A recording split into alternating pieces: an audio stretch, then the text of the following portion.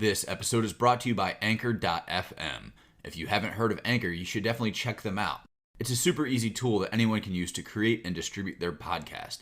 It has everything you need, and you can do it all from your computer or even your phone. Need your podcast cover art? There's a tool. Music and sound effects? They have you covered. Want to record on the fly? It's easy with the app. Now you may be saying to yourself, I already have a podcast. No worries, just create your account, upload, and publish to Spotify, Apple Podcasts, and many more. Looking for some walking around money? Anchor connects you with advertisers who match your brand. It's a one-stop shop for all of your podcasting needs. Download the free Anchor app or go to Anchor.fm to get started.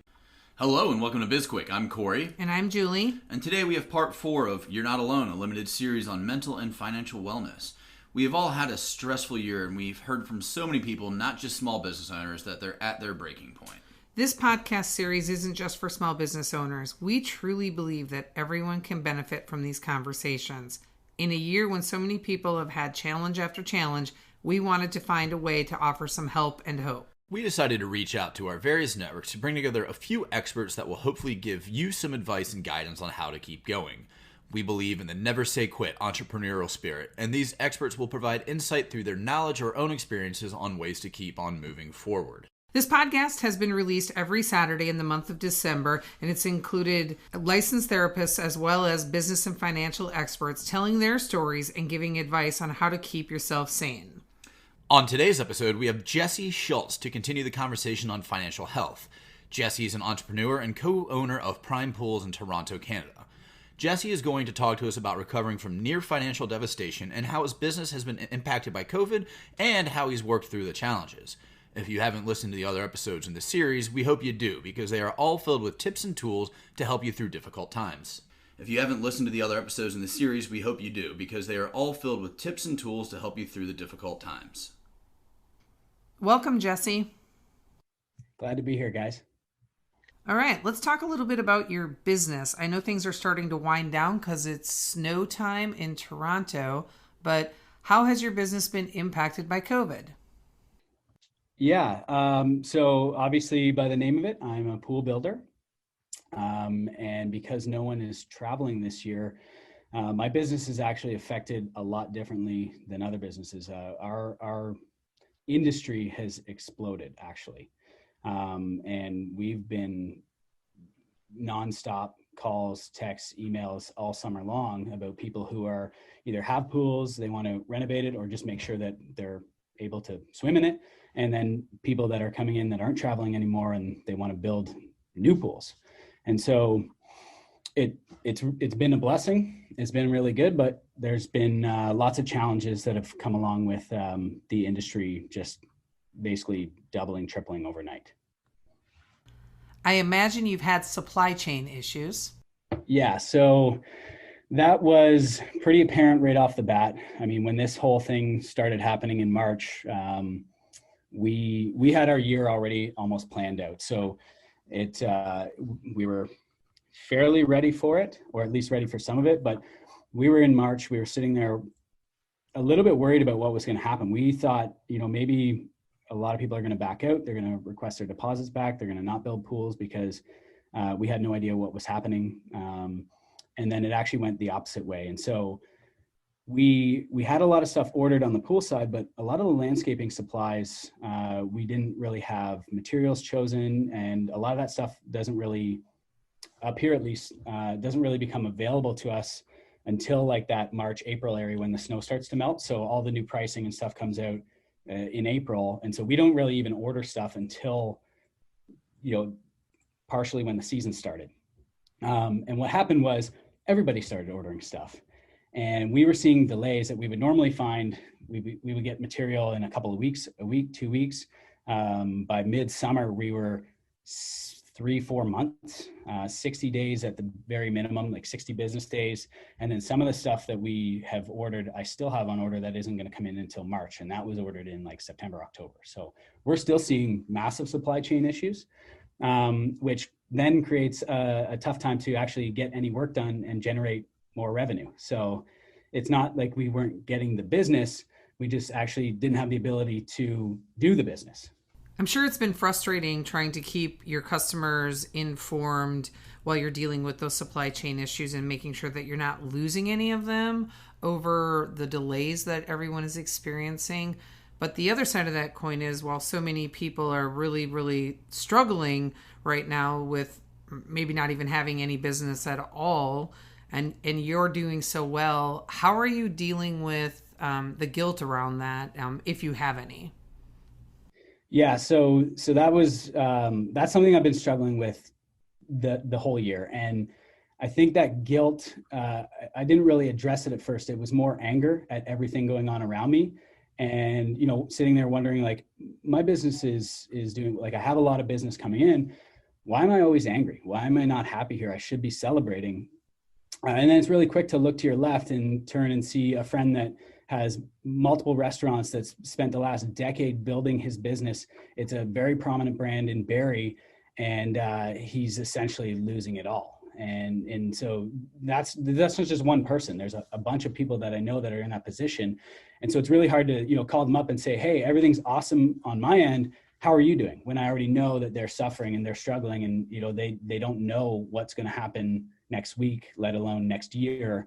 And so I'm just like, I've been internalizing that, and I still haven't really figured out how to address it, other than it's, just reach out to people and see, like, how we can possibly help them. Outside of the obvious, Jesse, what are some of the consistent themes that you might have seen with the people, who are having issues right now? You know what? I think a lot of it has been very reactive from everybody's standpoint, because we're not really told what's going to happen next week. We're in a zone right now that's just above lockdown. And so, originally with a lot of these business owners, I have a couple of friends that own gyms as well. When they were allowed to open back up, they had to, after 4 months of having zero revenue, they went to have to outlay thousands of dollars in PPE and all this protective equipment that makes sure that they can operate safely. And to be told that they're all shutting down again, or they're going to be severely limited in their ability to make any income. And so I don't think, like, I'm not seeing a lot of them reaching out for help, because I'm a business owner as well. And it's really, really hard to do that. It's more or less, they're struggling just because of their situation. And so there's been some stuff in the community. There's been a lot of, our community is great. There's a lot of small business owners here that do a wide range of different things. And some of them are doing really well. And they've started, programs, or at least stuff on social media, to highlight some of these businesses that aren't doing so well, and try and drive more traffic to them. So restaurants, for example, trying to drive people to order takeout at certain restaurants each week to make sure that they can have some revenue for that week. And other than that, our government has been slightly helpful. Someone who has a restaurant probably not being helped as much as they could be, but other than that, there's not a lot really going on right now. It's a pretty tough time for everybody. Jesse, when we talked last week, you were sharing some of your experiences that you've had in some networking groups that you're a part of. Would you mind giving the listeners just a little bit of insight into what being a part of that networking group has done for you, and maybe some things that they could do? Yeah. So I think that's how do I address that? It's very hard for an entrepreneur, and I guess for me as well as a man, to open up and ask for help, or say that I'm struggling.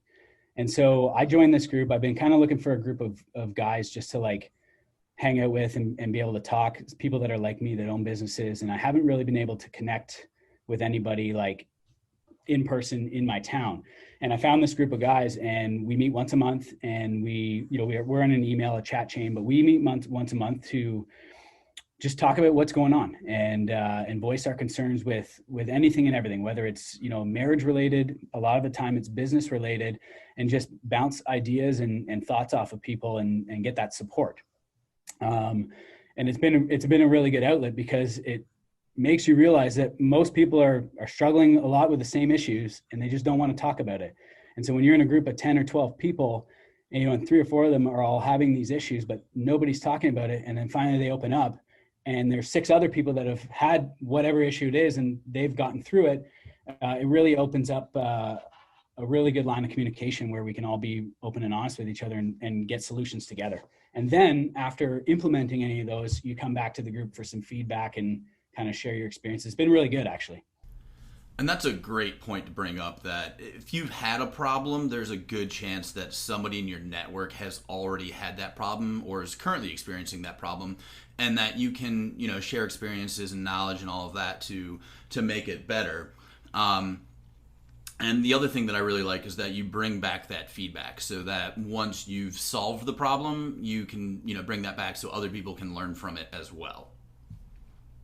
Yeah. And there's a support system around you that, like, it's not always like a simple, oh, that's a problem, here's a solution, go get it, right? It's small changes maybe that you have to make. And so meeting every month, you can kind of update people on how you're doing or how that last change went, and then they'll help you suggest other changes. And what happens there is you form friendships where, myself and Jim, we'll call each other outside of the group because he has a lot more experience in that kind of thing that I'm dealing with. And then we'll work together, and it's just kind of people helping people. And if everyone can find a group like that, or even just 1 or 2 people that you can kind of create that connection with, it makes getting through anything so much easier. You're basically in your own mastermind group to some degree, where you're focusing on not only business but also personal, and you're getting a chance to talk through issues and just some of the anxieties that you may be having, which is really important at a time when so many people are just filled with anxiety and stress over the uncertainty of the world right now and everything that's happened. Yeah, and I think, mastermind groups, I love mastermind groups, but I look at business as holistic, right? It's, there's the business side, then there's the personal side. And I think that you can't have one without the other. And if you do, it's only for a certain amount of time, and one's bound to fail. So if you are not okay on your personal side, it's only a matter of time, even if your business is doing great, before that starts to crumble, and vice versa. If your business isn't doing well and you're like, there's only a matter of time. So finding people that you can discuss some business with, and then the personal stuff too, it really helps to make it your whole life better. 100% agree. They are not independent. They are merged together. I'd like to take a minute now, Jesse, to just switch gears and talk about how, even though your business is very successful now, it wasn't always that way, and that you almost had to close your doors, a while back. Right.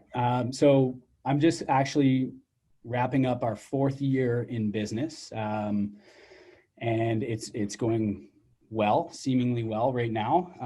But that wasn't always the case. Our first year was great. It was myself, my partner, a couple of guys. We really bootstrapped the whole operation, and we went to work. We worked our butts off, and we did okay. And so that was great. We went into our 2nd year of business doing the same thing. We were busier. We had more stuff on our plate. It seemed like we were working longer hours and just like getting a whole bunch of stuff done. But what happened was I got caught up in the operation, and we didn't really pay attention to the cash flow and the money side of things. And so we came to the end of the year, and in hindsight, it's like, you idiot, what are you doing? But we came to the end of the year, we had a $35,000 bill with our supplier. We had other bills that were outstanding, and we had no money in the bank. And, we were sitting there like, what happened? Where did all the money go? And it's never good to ask that question when there's already no money. and I learned that lesson right off the bat. But when you're in it and you're wrapped up in it, I had a bookkeeper, and that was great. But my misunderstanding was I just let her deal with everything and didn't pay attention at all to my cash flow, to my money. She's not my business manager. She doesn't understand. She doesn't do any of the sales. She doesn't do, she does payroll and accounts payable. And so she doesn't manage my money for me. But, in my mind, I was just like, she'll figure it out. She's dealing with it. And that's probably the biggest mistake I've ever made in business so far. And so, we come to this time of year, it's December. We don't have a lot of money. We definitely don't have any money to pay our suppliers. And, the first thing I did, and this is what I would always recommend to everybody, is if you can't afford something, if you don't have any money, whoever you owe money to, call them right away. Call them and explain the situation. Don't sugarcoat it. Don't say, I might pay you next week. We called our suppliers, anyone we owed money to, right away. And we said, hey, here's what we owe you. We cannot pay you. We don't have the money to. With my business, it's really heavy cash flow for the entire summer. So, March, April hits, we're going to be able to pay this bill right off the bat, but I need you guys to work with us here, if possible. And because I was up front before the money was actually due, we're on 30-day terms. They actually okayed it. And that was okay for one supplier. And then another, our fuel supplier did the same, and we had to make small payments throughout the winter. But we didn't have any money to pay ourselves. And so we're in March, and, we have monthly bills with the truck payments and the machine payments, and we had nothing. We were like, I remember one week very vividly, sitting there wondering if I was going to be able to pay my mortgage, and then if we would be able to feed my family. And I was like one button away from dialing to ask my dad to lend me $5,000-$10,000, whatever he could lend me. He's not a wealthy guy by any means, but he'd be the only guy that I could admit this to, because I didn't want to admit the failure. And I called a couple of friends, and we ended up doing some work for them over the winter and being able to kind of like squeeze along. But every week for about 12 weeks was like extremely tight. Having to do we pay this or do we pay ourselves, and how little can we pay ourselves to make sure that we can still pay all our bills, my partner and I. It was terrifying. And when I first realized that was going to happen, it was panic mode. Luckily I called the suppliers, but going home at night, I didn't admit this to my wife. I didn't admit this to really anybody except for my partners that knew this was going on, because I felt like I was a failure. And we just had to make it work. And so we did anything and everything over the winter. We didn't do pools, obviously, but I went and laid some flooring for a buddy for $500, and we put some trim in for another guy for $500, and like just tried to as much money as much as we could do for whatever we could do it for, just to get along. And that was like a super scary time, knowing that we're in February, and when it's the dead of winter, especially up here, nobody's really doing a lot. So there was a couple of lucky times. Like I had a friend that had taken possession of a house and was renovating it, and I asked him if we could come in and do some concrete work and work for cash here, and whatever we could do to survive for about 12 weeks. It was a nightmare. And coming out of that, I told myself we would never do that again. There's a lot of really translatable lessons in what you just said for both individuals and businesses. You don't have to have a business to take lessons out of that information.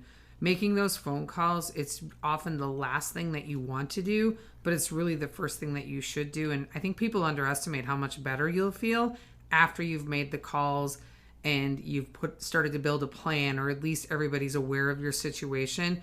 And you're right, you do not want to sugarcoat it. You want to come at whoever you owe money to with straight facts about when it is you think you can pay or what it is you can pay, and then take it from there, and you'll just feel so much better. Yeah. And so that was a huge, I had to really swallow my pride and check my ego in that moment. And I'm glad that I had that happen. Now looking back, I'm glad that I had that happen to me years ago, but being able to have those conversations, I spent my whole life up until that point not having those conversations, and avoiding. Growing up as a kid, I owed the credit card company money, just don't answer the phone, and like hopefully I can get my next paycheck to pay that down. And I had to make a choice with my partner, and we just said, no, we have to be open and transparent with everybody about this, that we owe money to, right? And make sure they know what's going on. And you know what, if they work with us, we won't forget that. And luckily, they did. They worked with us for that instance. Now we had an end to that and said, hey, we know by this time I'm getting X amount of deposits. We're going to be starting up again. So can you give us till this time?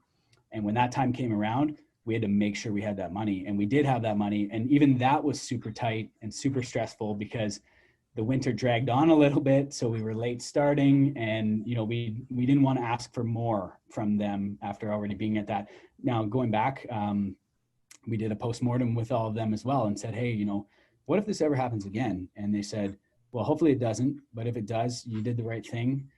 You come back to us again and we'll figure out how to work through it with you guys because you were so honest with us. So they actually, commended us for that honesty. It was good.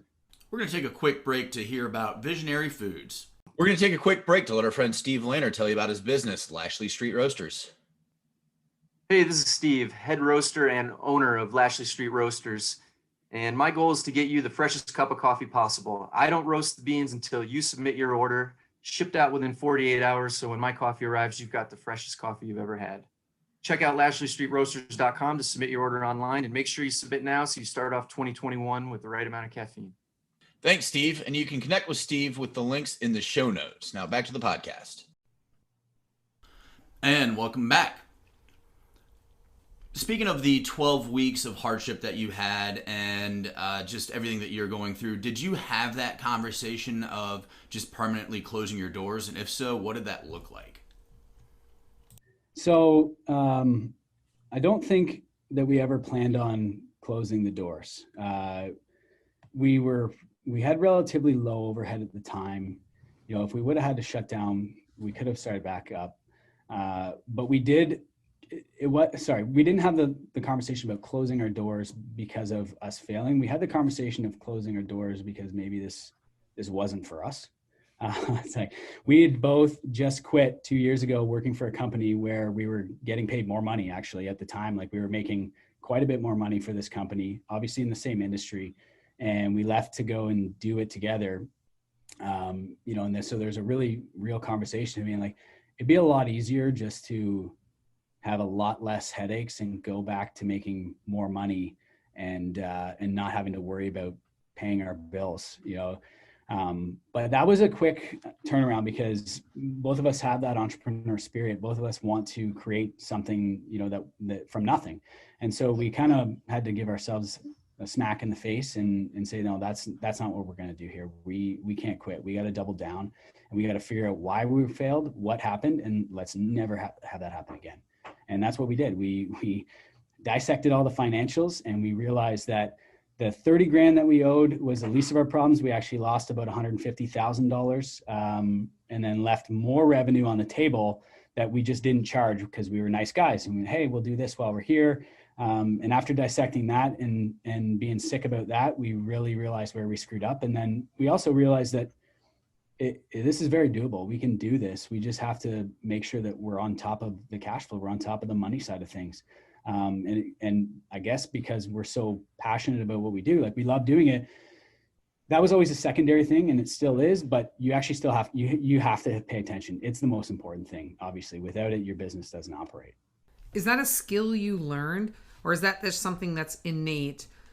It's a little like creating a budget in reverse, but it's really more about the processes involved in how you run your business day to day. Yeah. So for me, I learn all my lessons the hard way. But I don't like to learn them more than once if I can. And so learning that lesson and realizing that we're going to make it through just by sheer will, it's like, we have to figure out where we went wrong. So it wasn't really a skill I learned. It was just a necessity of like, don't let that happen again. And how do we make sure? Well, we have to find out where we went wrong, and we have to find out exactly where we went wrong. And we sat in my basement for hours with a whiteboard, pencil, paper, and went through, I had boxes of receipts. We went through literally everything. I didn't even involve my bookkeeper at the time. We just got everything and dissected everything and just kept tallying it up, and the number just kept going up and up and up. And, we went over them a few times, and from there it was like, okay, let's make these 3, 4, 5. And I think it worked up to about 18 changes that we had to really do. Cause we were just flying by the seat of our pants, no real experience in business. And if we do all of those and we really stick to them, we'll be okay. This won't happen ever again. Jesse, for the people out there that are having financial issues, do you have some words of wisdom for them, or maybe some tactical actions that they can take to start to feel better? It's unlikely that they're going to win the lottery tomorrow, but maybe there are some things that they can do that will start to improve their situation, or at least give them a plan. Yeah. we're a ways into this pandemic, so maybe a couple of what I'll say is it might already be implemented, but downgrade your lifestyle. And so that was like the number one thing I ended up doing coming out of that was like, what don't I need in my life right now?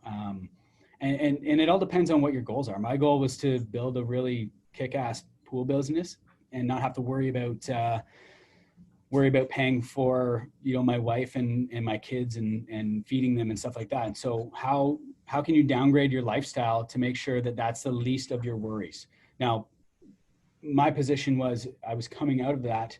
And so that all happened in hindsight, but I had wasted so much money the previous few years just on my personal lifestyle. And I wasn't living lavishly, whatever. It was just, I had bought a house, I overpaid for it.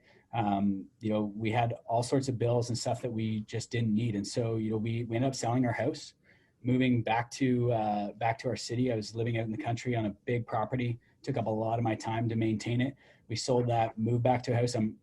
Started renting, brought our monthly payment down $600-700 just from that.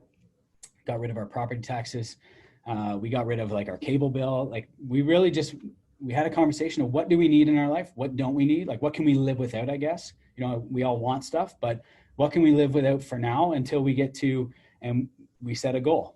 Till we get to this goal, what can we do without? And we just systematically downgraded our life, my wife and I, over the course of 6-7 months and made it really affordable. And so actually, I'm trying to give personal tips, but that was the biggest thing that really helped us. My wife went on mat leave, but she's a flight attendant. And so she is not going to have a job to go back to. And if we did not downgrade our lifestyle, that would be a very, very big worry for us right now.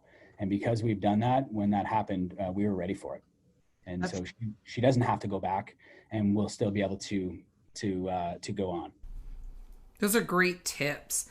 It's so smart to downgrade your life. And I think so many people look at that as something that's almost embarrassing to not be spending lavishly or being able to buy whatever you want all the time. But downgrading your life, it really helps you to take advantage of making your money go further, which becomes so important during difficult times. Trust us, it's better to live below your means and be able to survive tough times and ultimately to retire with more money than it is to live lavishly and buying things that don't mean anything. And for those of you who are not in Canada, mat leave is maternity leave. Sorry, yeah, some different lingo up here. But yeah, she's off until this coming fall, but now we know that she's off permanently for now. And it is what it is. Working for an airline is not the best job to have right now. And so we're well aware of that. She's got a lot of friends that are in some tough places right now. And it's very stressful for everybody. We need to start wrapping up. We're so grateful that you came onto our show, Jesse, and shared your tips and your story of how your business almost didn't survive. There's such valuable lessons in what you've said, something for everyone who's listening. And Jesse, can you go ahead and just tell everybody how they can find out more about you and your company? Oh, yeah, cool. Basically, Instagram is the only spot that I really post anything. It's at prime.pools. And I've been slacking on that lately because we're trying to wrap everything up and I'm the guy behind it. So I'll have to post some more stuff over the winter. Thanks again to all of our listeners and our expert, Jesse Shulz, for all of the great advice today. Check the show notes to learn more about Jesse and his business, and feel free to reach out to us if you have any questions. Our contact info is in the show notes as well. This is our final episode in the series. We hope you found some value in the conversations and that you're finding ways to navigate through these challenging times. If you'd like to hear more of our business-focused podcast, head on over to bizquikpodcast.com. You can also visit our company's website at sbpace.com to learn more about us. Thanks for tuning in and be well. Thank you.